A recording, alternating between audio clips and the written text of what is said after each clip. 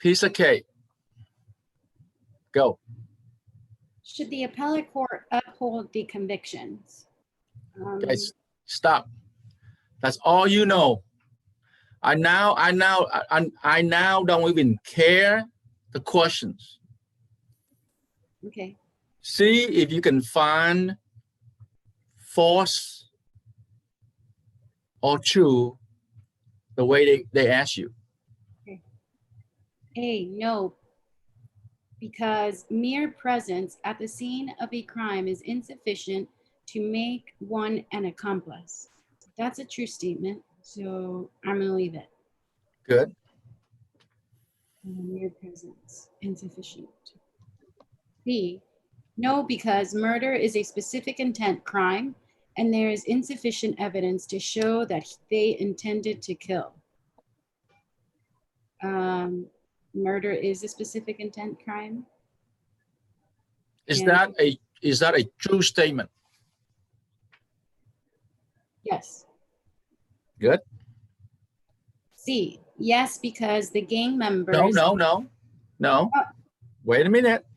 No, because murder is a specific intent crime. That is a sentence. Is that sentence true? Yes. Then you read the next sentence. There is insufficient evidence to show that they intended to kill. That's false. No, that's not false. Isn't You there? don't know the fact, Okay. right? You don't know the fact. You have to have the reason why you strike it, the reason why you don't know enough facts. You need that fact. How do I know the insufficient evidence to show? Well, that's fact-driven. Okay, so I'm going to leave both. C, yes, because the gang members made no effort to save the informant after he had been stabbed. Well, there's no duty to help anybody.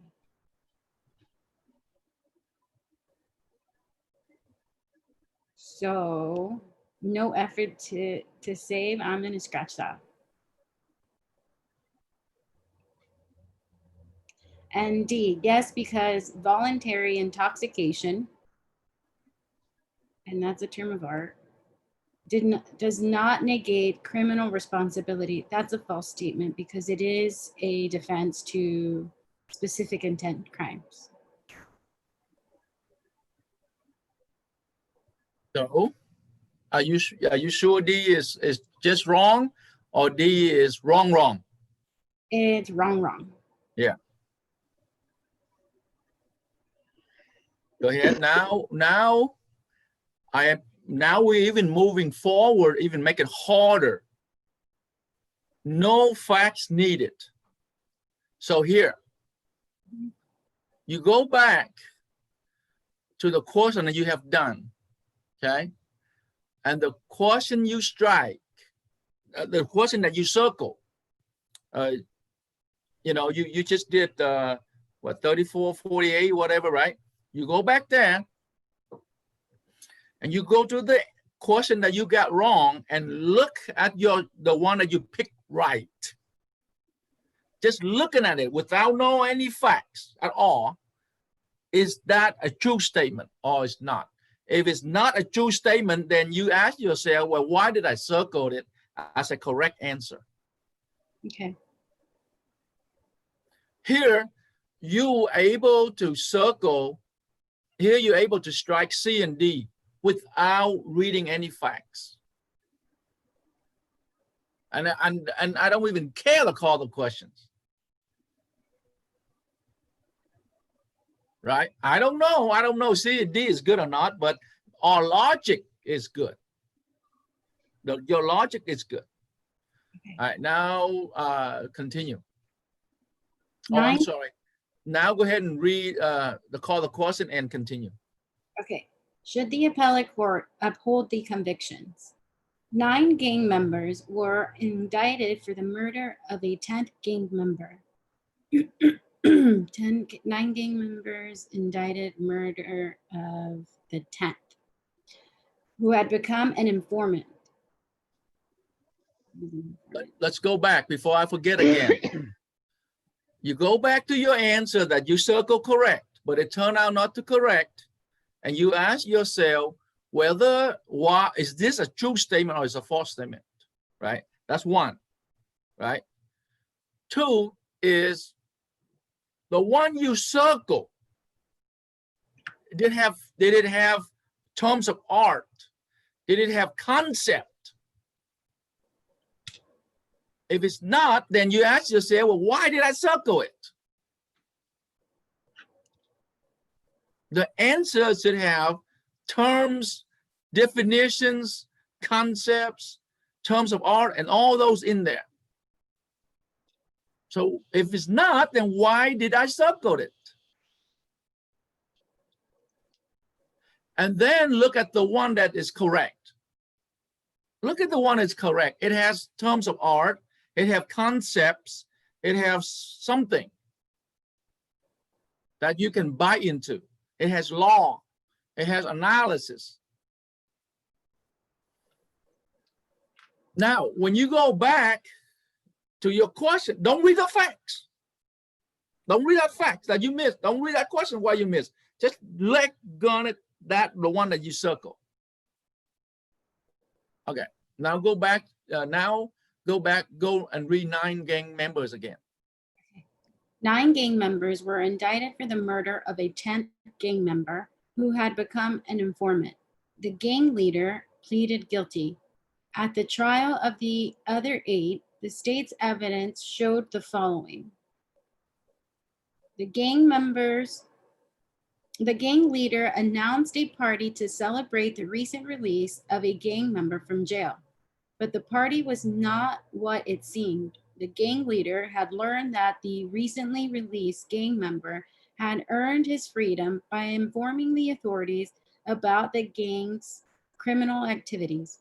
The gang leader decided to use the party to let the other gang members see what happened to a snitch. He told no one about his plan.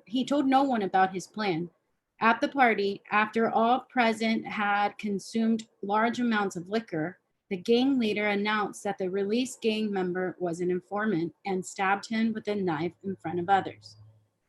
The 8 other gang members watched and did nothing while the informant slowly bled to death. The jury found the 8 gang members guilty of murder and they appealed. Should the appellate court uphold the convictions? Well, I automatically think no. And so I've already scratched yes. So I'm going to read A. A, no, because the mere presence at the scene of a crime is insufficient to make one an accomplice. I like that. And then B, no, because murder is a specific intent crime and there is insufficient evidence to show that they intended to kill.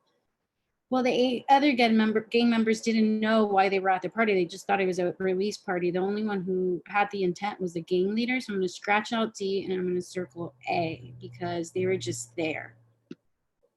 And did it marinate with the fact? Yes. And did it have a law in there?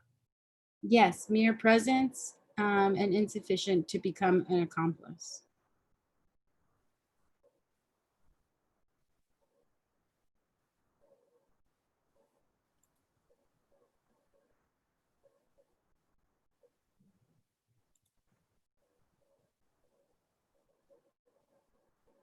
A, correct. The 8 gang members are not guilty of murder because they took no affirmative act and were merely present at what turned out to be a crime scene.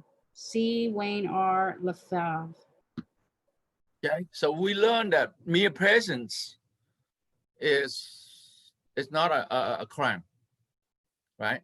And we also, where do we know that? We know that because we read the outlines. We read that because we read the law. We learned from the lecture about attempt, right? And did you take substantial step, right? Those kind of things, right? But it's also a rule say that mere presence is not a crime of attempt or something like that, right? Now, today's lecture is about not reading anything else, just read A, B, C, and D, and can you strike it? And that's powerful method. It now reduced down to 50% correct. And see how many times you can do it. Okay. So perhaps this 17 question that you're gonna do is you don't read nothing, A, B, C, D, and strike. And then do that first, and then see how many you can strike. But find the logic behind your strike. And if you are sure, then you strike it twice. Put 2 red marks there, right? All right, any questions? No. Pretty powerful today.